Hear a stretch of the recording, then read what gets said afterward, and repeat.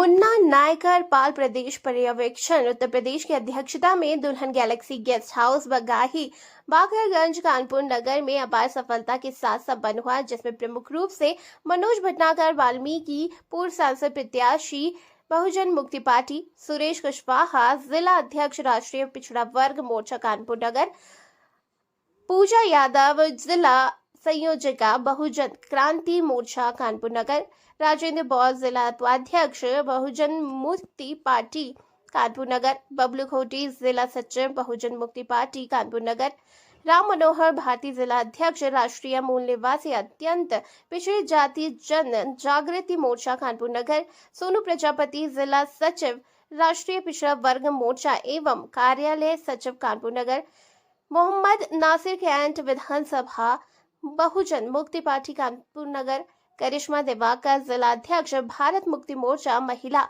Wing Kanpur नगर, राहुल दिवाकर जिला अध्यक्ष भारत मुक्ति मोर्चा कानपुर नगर, माननीय सीआर पाल जिला अध्यक्ष बीएमपी कनफर्रुखा, माननीय धनीराम पाल जिला अध्यक्ष बीएमपी फर्रुखाबाद।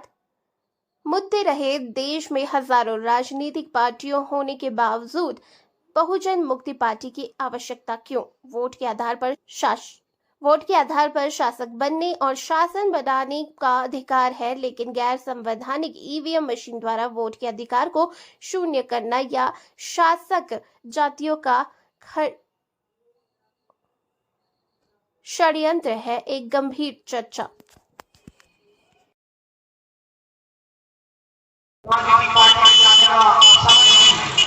कारण इसका ये है क्योंकि महंगाई का दौर चल रहा है। हर आदमी अपने परिवार में रोटी कपड़ा और मकान की चिंताओं में लगा हुआ है, लेकिन पर्सनल समथिंग 2.5 लाख वोट है और मुझे लगा कि हम लोग संगठन में काम करेंगे और बहुजन मिलकर दलित और मुस्लिम मिलकर हम लोग सरकार में अच्छी एंट्री मारेंगे। लेकिन बाद में एहसास हुआ कि 2.5 लाख वोट होने के बाद भी इस सरकारी सरकार ने हमको बहुत ही कम वोटों से जिता दिया। 2013 से रोड में जाकर प्रदेशों में जाकर जिलों में जाकर कहते चले आए हैं कि भैया चौकीदार में जो है आप लोग जाओ, 4 लाख लोग होते हैं तो हमारे वोटों से राजनीति किस तरीके करते हैं।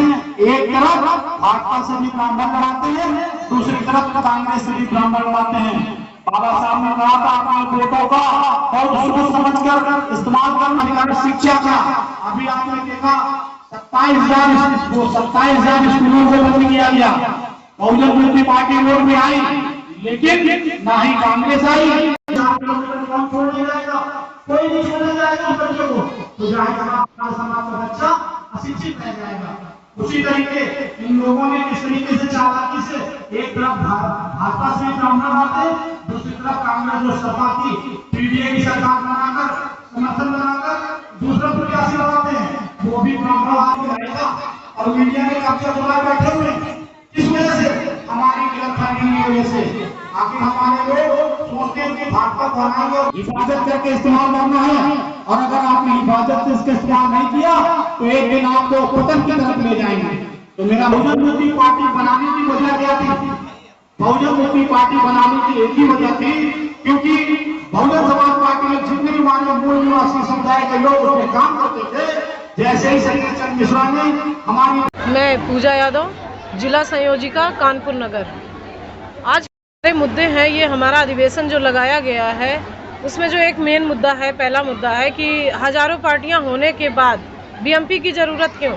क्योंकि आज देश में हजारों पार्टियां हैं, लेकिन हमारे हक और अधिकार की बात कोई नहीं कर रहा है, समानता की बात कोई नहीं कर रहा है। इसलिए हमें बहुजन मुक्ति पार्टी की आवश्यकता है और ओबीसी की जाति आधारित जनगणना ना करना। सरकार ने बोल तो दिया है लेकिन लागू नहीं कर रही है। साथियों बेईमान लोग हैं जो बेईमानी से इलेक्शन जीत रहे हैं और 2030 तक के 567 जिलों में 6000 गाँव में जाकर ये संगठन चलता रहेगा। और जब तक ईवीएम बैन नहीं होगी और हम चैन से बैठने वाले नहीं हैं, और ईवीएम का बैन होना भारत के संविधान के खिलाफ है। ईवीएम का बैन होना भारत के लिए क्योंकि दलित पिछड़े और मुस्लिमों के अत्याचार ईवीएम द्वारा किया जा रहा है, वोटों की चोरी ईवीएम द्वारा हो रही है। आज मुसलमानों को सातों पे नमाज पढ़ने के लिए रोका जा रहा है, मस्जिदों में लाउडस्पीकर लगाए जा रहे हैं और जिला जिला इनके प्रोग्राम बीच चौराहे पे हो रहे हैं। और साथियों, हमारा अगर मस्जिद कोई गली कूचे में भी है तो उस गली कूचे में भी नमाज पढ़ने नहीं दी जाती, जबकि वहां पर कोई एम्बुलेंस कोई इमरजेंसी चीजें नहीं निकलती है। साथियों, ये वक्त साथ होने का है और बांध फेंक के बाद खड़ा होने का है। मेरा नाम छेदी खोटे है, मैं प्रधान कार्यकारी प्रदेश अध्यक्ष बहुजन मुक्ति पार्टी। आज कानपुर मंडल स्तरीय अधिवेशन बहुजन मुक्ति पार्टी का लगाया गया है और आज की डेट में 20 अगस्त 2025 को उत्तर प्रदेश के 9 मंडलों में ये कार्यक्रम आज क्रमबद्ध तरीके से चल रहा है। इसी कड़ी में आज कानपुर में भी ये मंडल अधिवेशन हो रहा है। इस मंडल अधिवेशन में जो मुद्दे रखे गए हैं, जैसे वोट का अधिकार जो है वो शासक बनने का अधिकार है, लेकिन ईवीएम मशीन के द्वारा वो ख़त्म किया जा रहा है, नष्ट किया जा रहा है, इस पर चर्चा हो रही है। दूसरा, इस देश में ओबीसी की जाति जनगणना न करना, यानी ओबीसी की जो जाति जनगणना है वो नरेंद्र मोदी जी ने कहा कि हम करेंगे, नोटिफिकेशन भी जारी किया, लेकिन उस नोटिफिकेशन में, उस कानून में कहीं पर भी लिखा हुआ नहीं है कि हम जाति आधारित जनगणना करेंगे। ये एक बार फिर से धोखा देने जा रहे हैं, ये धोखेबाज लोग हैं। इस पर हम लोग आज इस अधिवेशन को लेकर इस पर चर्चा कर रहे हैं। और इसके साथ साथ जो दूसरे नंबर का मुद्दा है, पहले नंबर का, देश में हजारों पार्टियां हैं, SC ST OBC और माइनॉरिटी की हजारों पार्टियां होने के बावजूद भी इस देश में बहुजन मुक्ति पार्टी की आवश्यकता क्यों?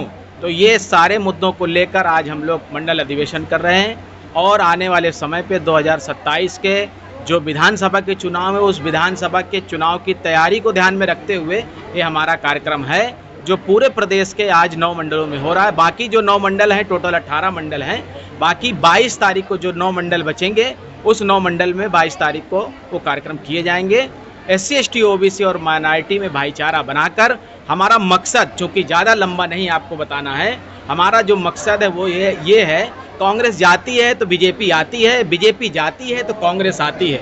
बीजेपी और कांग्रेस के बारे में काशीराम साहब कहते थे, एक नागनाथ है, एक सांपनाथ है। बहुजन समाज को नागनाथ डसेगा तो भी मर जाएंगे और बहुजन समाज को सांपनाथ डसेगा तो भी मर जाएंगे। इसलिए हम लोग इस देश में तीसरा विकल्प खड़ा करना चाहते हैं, जो गैर कांग्रेस, गैर बीजेपी हो, इस देश के बहुजन मूल निवासियों का हो। धन्यवाद। मैं मुन्ना नायकर, बहुजन मुक्ति पार्टी क्रांति पर्यवेक्षक। आज कानपुर नगर में मंडल अधिवेशन हो रहा है। इस मंडल अधिवेशन में बहुजन समाज की बहुत सारी समस्याओं पर चर्चा होगी। बस इतना ही कहना चाहूँगा। ठीक है, हाँ भाई।